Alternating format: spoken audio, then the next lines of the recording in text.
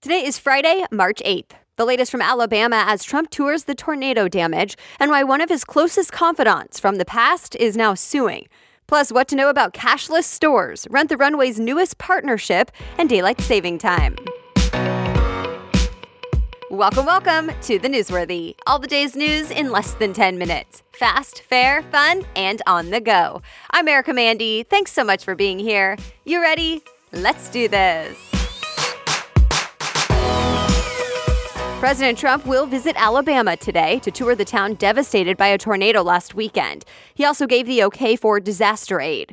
Remember, 23 people died Sunday in the deadliest tornado in 6 years. The AP reports those killed ranged in age from just 6 to 89.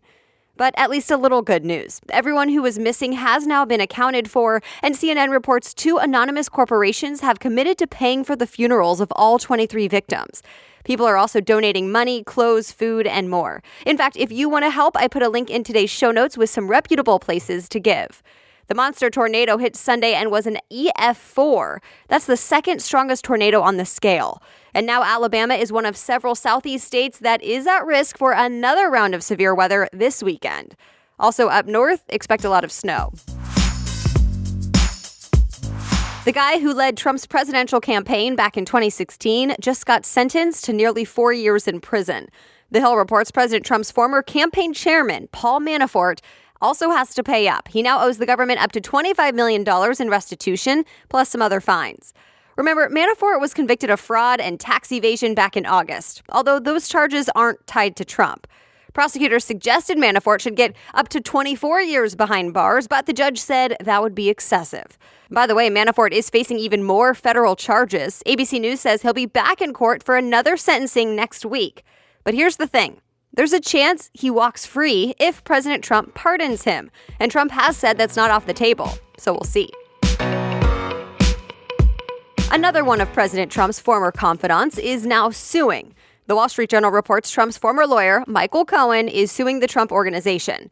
Cohen says he's owed nearly $2 million in legal fees for past work, and they're refusing to pay. He says it's because they knew he turned on Trump and started cooperating with investigators. But President Trump's lawyer now, Rudy Giuliani, says Cohen is lying, and the reason is because he was no longer getting those legal fees.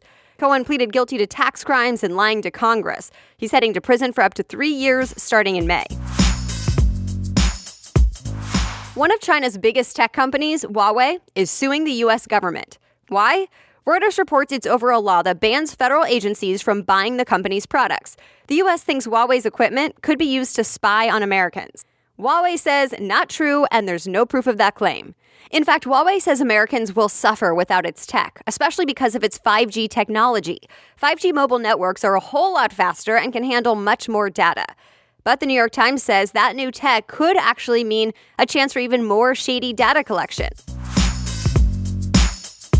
Philadelphia will soon become the first major U.S. city to ban cashless stores. The Wall Street Journal reports starting July 1st, stores in Philly must accept cash under the new law. The goal? Make sure everyone can buy from retail stores, including low-income people who might not have access to credit or debit cards. New York City and New Jersey are also working on something similar. It comes as more stores across the country have gone cashless. They say it's for efficiency and safety. Employees don't have to count cash, make change, or be at risk of a robbery. In fact, Forbes reports this weekend, the football stadium in Atlanta, where the Super Bowl was this year, will be the first pro sports venue to go fully cashless. Much more news ahead, but a quick break for today's sponsor, BetterHelp. Look, if you're feeling down or anxious, or there's just something interfering with your happiness or your ability to get things done, then it is time to get a little help so you can be your best self and reach all your goals.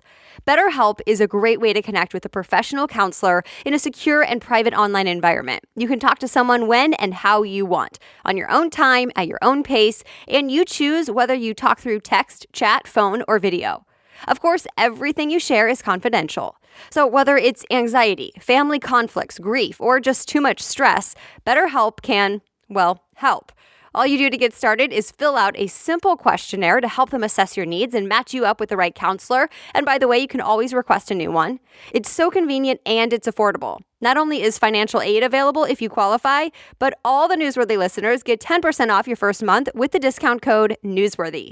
Go to betterhelp.com/newsworthy and see what BetterHelp can do for you. That's betterhelp.com/newsworthy. Now back to the news. Airbnb is acquiring HotelTonight. HotelTonight is that app that lets you book discounted hotel rooms last minute in 40 countries around the world.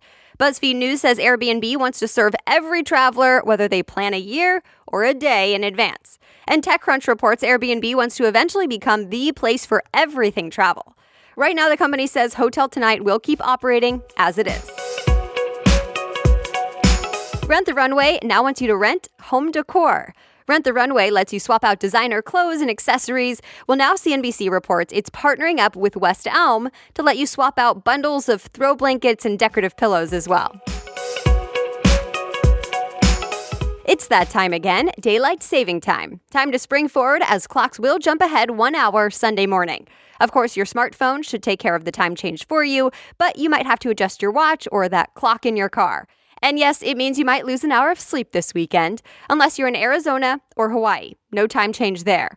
In fact, USA Today says more than 24 states have thought about making daylight saving time permanent, including Florida and California. Today is International Women's Day, and this year's theme is Balance for Better, with a focus on equal pay and making sure things are balanced in boardrooms, media coverage, and beyond. In fact, all of March is Women's History Month.